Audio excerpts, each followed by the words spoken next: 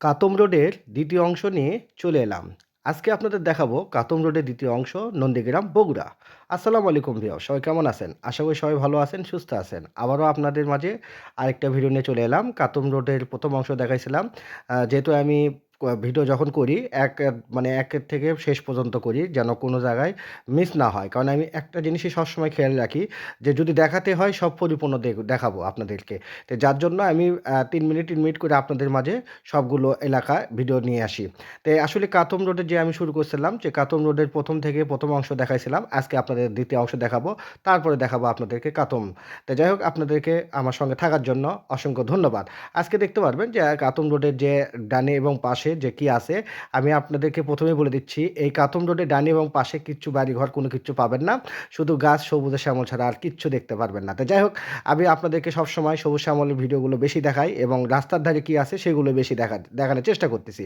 কারণ আসলে সব এলাকার ভিতর যেয়ে ঢুকে ভিডিও করে আনা সম্ভব না। কারণ আমি সবসময় মেন রোড যেগুলো থাকে সেই ভিডিওগুলো আপনাদেরকে মেন রোডের যে জায়গাগুলো দেখা যায় ডানে এবং পাশে বা বাম পাশে সেগুলো আপনাদের দেখানোর জন্য পরিচয় করে দেওয়ার জন্য চলে এলাম। বগুড়াতে অনেকেই থাকেন কিন্তু তারপরেও কিন্তু খেয়াল করে দেখবেন যে এগুলো রোডে অনেকেই কিন্তু কোনোদিনও আসেনি। এরকমও কিন্তু আছে নজিরবিহীন ঘটনা আমাকে কমেন্টে করে যে বলে যে, "ভাই আমি কোনোদিন এই রোডে যাইনি।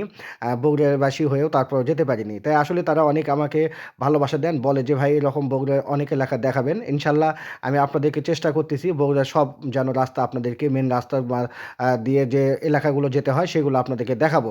তাই আসলে আমার পাশে থেকে আমাকে সবসময় ভালোবাসা দিয়ে দেওয়ার জন্য আপনাদেরকে আবারও অসংখ্য ধন্যবাদ এবং ভালোবাসা সবসময়।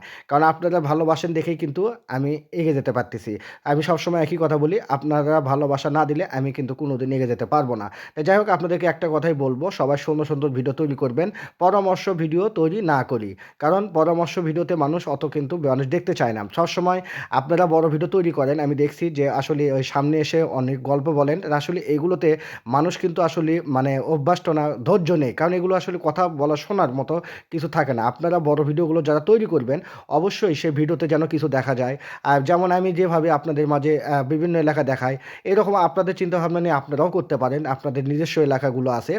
আপনার বা আপনার যে জেলায় হন না কেন, আপনারা সেই ভিডিওগুলো দেখাতে পারেন। কিন্তু এগুলো ভিডিওতে মানুষ পরিচিত হয় এবং দেখতে পারে যে কোন জেলায় কি আছে। তো যাই হোক আপনাদেরকে অসংখ্য ধন্যবাদ আমার ভিডিওর সঙ্গে থাকার জন্য। যারা ভিডিওটা দেখতেছেন তাদেরকে অসংখ্য ধন্যবাদ জানিয়ে আ আ আপনাদেরকে ধন্যবাদ আবারও জানাচ্ছি। ভিডিওটা যদি ভালো লেগে থাকে অবশ্যই লাইক, কমেন্ট, শেয়ার দিবেন। আপনাদের মাঝে মধ্যে কিছু পরামর্শ কথা বলতেছি। আপনারা কেউ কিছু মনে করবেন না। কারণ মানুষকে বিরক্ত না করে সুন্দর ভিডিও তৈরি করেন। সবাই ভালো থাকবেন, সুস্থ থাকবেন। আগামী ভিডিও দেখার আমন্ত্রণ জানিয়ে আজ এই পর্যন্ত। আল্লাহ হাফেজ। আসসালামু আলাইকুম।